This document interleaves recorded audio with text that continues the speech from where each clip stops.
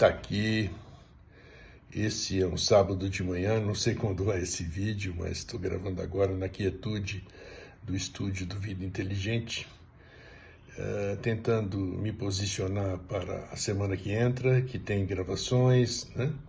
Que tem coisas boas, que a gente acha que são coisas boas para o próximo, e no meio desse convívio, para amenizar também esse clima bélico que está rondando o mundo, né? Fazendo com que a gente fique sabendo e triste por muita coisa que está acontecendo, nossos irmãos padecendo de sofrimento. Não interessa se estão a milhares de quilômetros de distância, somos todos um. E quem não tem essa consciência não devia ser espiritualista, devia procurar outro rumo.